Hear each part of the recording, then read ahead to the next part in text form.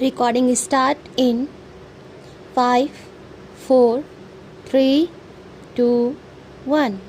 Start. Sir, I would like to make a few observations so that the Honorable Minister will make a note about the way in which these institutions are being run.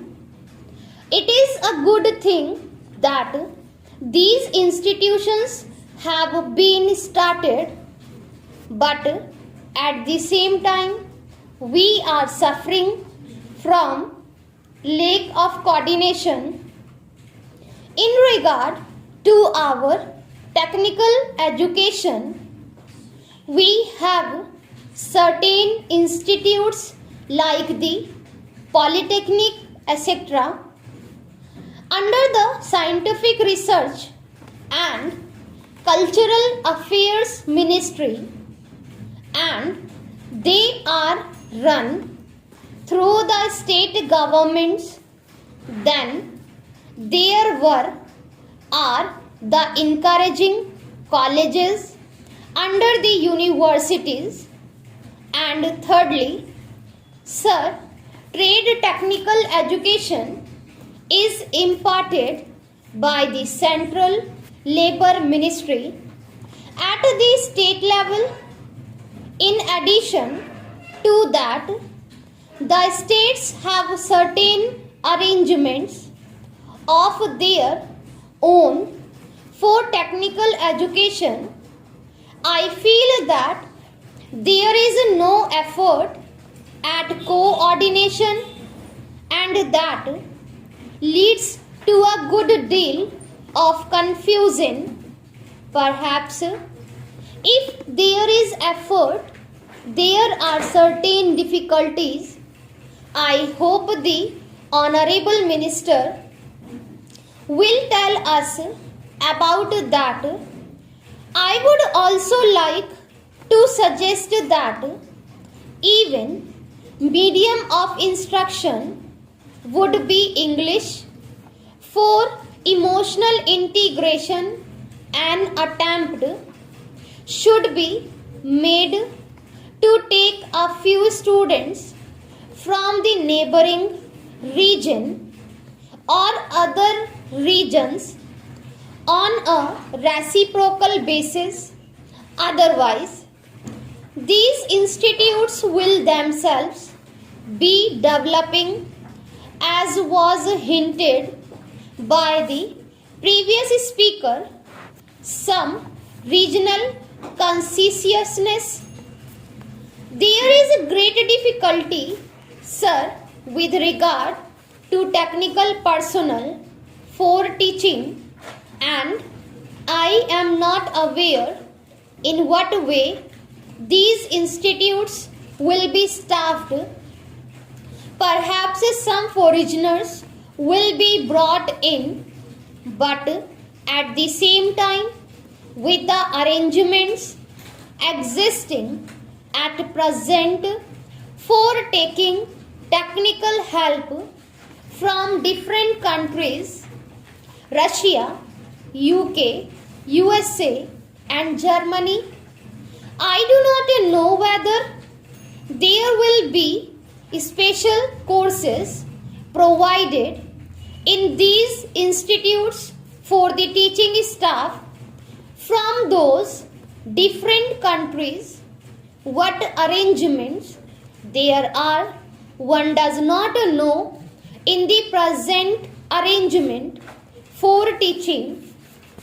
I should have like to mention the fifth arrangement for teaching at present provided through the various industrial concern like Bhilai, Roorkela, etc.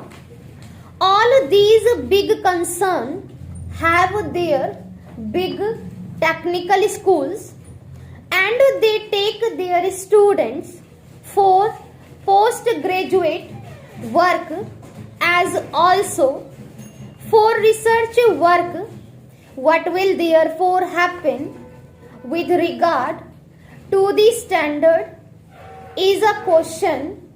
Sir, we are not at all sure in our country about the correct use of terms. I would, for instance, mention here the word polytechnic.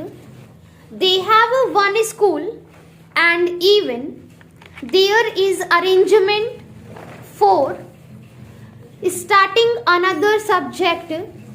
No part is made, and no sooner they feel they should give guarantee of some sort of technical education without proper inquiries and with regard to the possibilities for employment and the various minerals resources etc., and the basis education that should enable the students to enter the polytechnics, to have the training where it is available.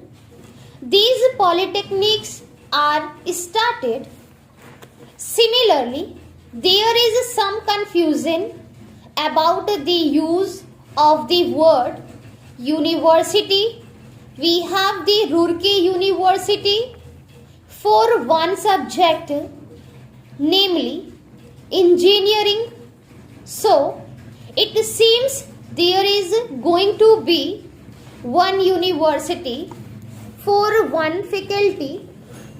We have one music university also in Madhya Pradesh. We are going to start, I am told, perhaps a university only for agriculture. So, if these institutes are there, which term seems to be really the appropriate word in place of these one faculty universities? I think the Honorable Minister should take the initiative in determining what should be the exact connotation of these terms. Otherwise, one day, as was pointed out, there will be perfect confusion. There comes also the question of the recognition of the degree given by these institutes. Of course, if the training with the special facilities available and the specially requited staff available is of a high standard, naturally, people would be very anxious to recruit the people who have passed out. From there, in the beginning, there will be not be any trouble with regard to making use of the graduates turned out from there, but the question of recognition has to be decided on certain principles, and those principles should be laid down and followed from the beginning. Now, I would like also to mention the question about scholarships. It was pointed out that certain scholarships, especially to the children of the working class, should be given. I would like to point out here that there is already provision for that, and it is not something new. What I would like to stress is that scholarships should be in larger numbers. The scholarships do not seem to be adequate for the rising standard of living and the cost of living.